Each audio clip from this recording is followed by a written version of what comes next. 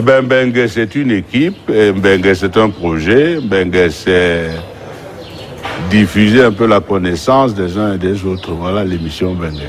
Bonjour à tous et bienvenue dans Mbengue, la vitrine aussi de la diaspora africaine et caribéenne. Aujourd'hui, nous avons le plaisir de recevoir un journaliste très talentueux qui officie ici sur la chaîne internationale France 24. Je vous invite à le découvrir juste après son portrait que voici. Originaire de Haïti, Philomé Robert officie depuis 9 ans sur la chaîne française d'information internationale France 24.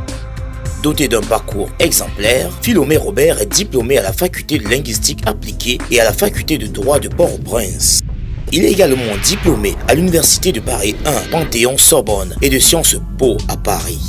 Après avoir travaillé à Radio Vision 2000 à Port-au-Prince, à France Culture et à Radio France Internationale en France, Philomé Robert est aujourd'hui présentateur du Paris Direct et des éditions d'information du week-end sur la chaîne internationale France 24. Son professionnalisme et son charisme font de lui un journaliste apprécié et reconnu.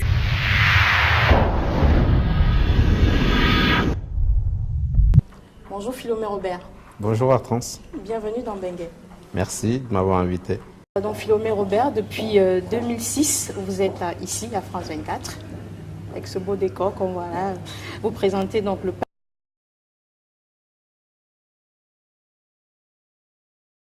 Oui, effectivement. Comment se déroule une journée type de travail? Alors, moi, c'est pas la journée type, c'est la matinale type, parce que je présente les journaux du matin, du vendredi, du samedi et du dimanche. Eh bien, la journée commence déjà la veille, parce que on se réveille, moi, en ce qui me concerne, à 2 h ou à 3 h du matin, pour être à la chaîne à 3 h ou à 4 h. Il faut évidemment, la veille, avoir été au courant de ce qu'il s'est passé dans l'actualité mondiale. Il faut donc s'être informé. Et évidemment, on ne peut pas tout savoir, mais savoir le maximum de choses. Évidemment aussi, il y a les courriers, les mails, la rédaction qui nous parviennent, comme ça on a une idée la plus large et la plus complète possible de ce qu'il y aura dans les journaux. Et puis une fois arrivé, premier arrêt, le maquillage. Voilà, se faire beau, entre guillemets. Ensuite, il y a la conférence de rédaction et puis on se met à écrire. Tout ça à 2 ans, enfin avant 6 h. Ah ben, on y va, tambour battant, il n'y a pas une seconde à perdre. Et comme France 24, c'est une chaîne internationale, quand il y a une actualité qui arrive pendant que vous êtes en train de présenter, comment vous procédez? Cela s'appelle un breaking news. Tout dépend de l'importance de l'événement en question. Mais en l'espèce, si je parle de breaking news, c'est l'événement pour lequel on casse l'antenne. D'où le mot d'ailleurs de breaking news. Donc c'est l'événement qui écrase tout. Et sur son passage, du moins au moment où ça tombe. Et donc on casse l'antenne. Et là, pour le coup, on embraye avec... soit un commentateur, soit un journaliste sur place, soit un envoyé spécial, enfin quelqu'un qui peut aider à comprendre davantage l'élément pour lequel on a cassé l'antenne. Oui, et quand il y a plusieurs informations, parce que ça arrive souvent, qu'est-ce qui est privilégié? Quelle est l'information? Quel est le type d'information qui est privilégié? Il y a toujours une information qui occupe le haut du pavé en termes de hiérarchie. Et puis de toute façon, notre métier étant un métier de choix, on fait un choix de mettre en avant tel événement plutôt que tel autre.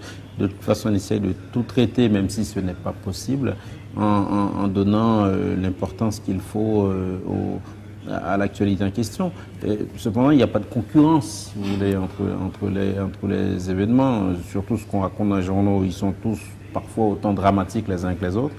Mais on essaye de faire en sorte d'apporter une lumière mue par le cœur de notre métier, à savoir l'humanité. En fait, si l'aspect humain n'est pas traité dans l'information, l'information n'a aucune importance.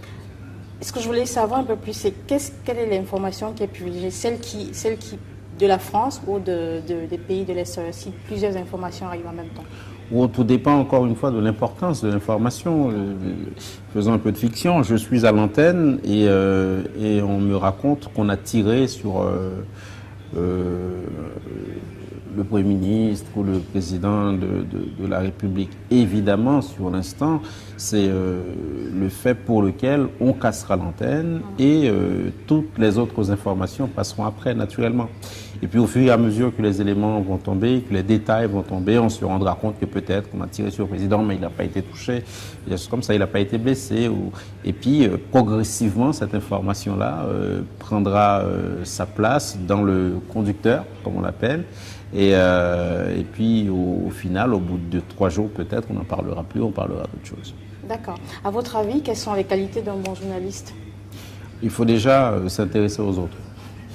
Et puis, il faut fondamentalement, je pense, avoir un intérêt pour la chose humaine. Si l'autre ne vous intéresse pas, il n'y a aucune raison de vous intéresser à ce métier, puisque ce que nous racontons, ce que nous faisons, ce que nous disons, ce que nous écrivons, on ne le fait pas pour nous, on le fait pour les autres. Il y a un besoin de comprendre, il y a un besoin de savoir. L'information, c'est un droit. Mais d'abord et avant tout, ça participe de la construction de la société, ça participe de la démocratie. Mais d'abord et avant tout, l'intérêt, c'est l'humain, la personne humaine. Oui. Et à votre avis, est-ce qu'un bon journaliste est forcément un bon présentateur? Enfin, le présentateur est d'abord et avant tout journaliste. Oui. Il n'y a pas un métier qui s'appelle présentateur. Souvent, on entend des jeunes, leur fantasme, je veux faire ci, je veux faire ça, et je veux être devant la caméra. En fait, être devant la caméra, ce n'est pas une fin, ce n'est pas un aboutissement. En vérité, le travail le plus difficile dans la présentation n'est pas tant de dire devant la caméra des choses, mais c'est d'abord de les avoir écrites. Et la plupart du temps, on a beaucoup de candidats, de candidates qui veulent bien faire joli devant la caméra, mais qui ne savent pas écrire. Et alors que le premier métier, on va dire, c'est d'abord savoir écrire. Oui, évidemment. Et justement, en parlant de jeunes, quels conseils auriez-vous à donner aux jeunes qui voudraient exercer le métier de journalisme? D'abord, commencer par s'intéresser aux autres.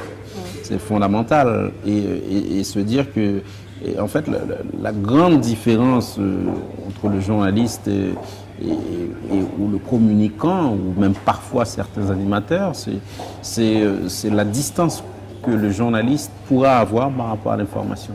Quand il fait son journal, il ne fait pas un show. Ce n'est pas pour attirer du public, ce n'est pas pour faire de l'audience, mais c'est pour raconter des histoires et des histoires humaines. Donc d'abord s'intéresser aux autres, ensuite prendre le temps d'apprendre et d'écouter. Parce qu'on ne peut pas raconter des histoires sans écouter les autres, en vérité.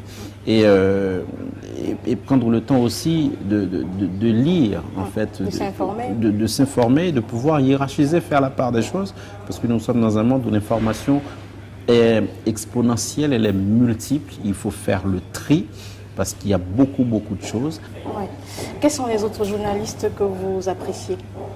Oui, il y en a beaucoup. Je ne vais pas faire de personnalité parce que sinon je vais avoir quelques ennemis ou des amis qui m'apprécieront un peu plus. Non, mais j'adore les belles voix à la radio. Et j'adore les belles voix. Il y en a qu'on a envie d'entendre tout de suite, d'autres qu'on a envie de fuir. Comme laquelle? Et je ne dirai pas lesquelles. Mais j'adore les belles voix. Et enfin bon, comment dire, je me lance. Il y a par exemple certaines voix sur Radio France Internationale. Je ne prêche pas pour ma paroisse, hein, mais il y a Laurent Sadou, je crois, dont j'aime bien la façon dont il fait les journaux. J'écoute beaucoup la matinale de France Info avec Fabienne Synthèse. Il me semble, moi personnellement, c'est quelqu'un qui me parle, c'est-à-dire tu es dans ton lit, tu es dans ton canapé en train de prendre ton café et quelqu'un te raconte le monde et tu n'as pas envie de fuir. Moi personnellement, j'aime bien écouter Fabienne Synthèse, que je ne connais ni les là-dedans, soit dit en passant. Mais sa voix vous accroche? Oui, bien sûr, c'est une voix que j'aime bien.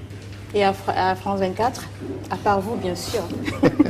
Je ne parlerai pas de moi, j'ai une grande admiration pour les collègues. D'accord.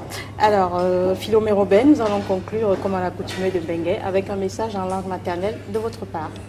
Alors, ma langue maternelle, c'est le créole, et je dis à ceux qui nous suivent, Kimbela. Kimbéré. Kimbela, ça veut dire tenez bon. Merci Philomé Robert. Merci à vous.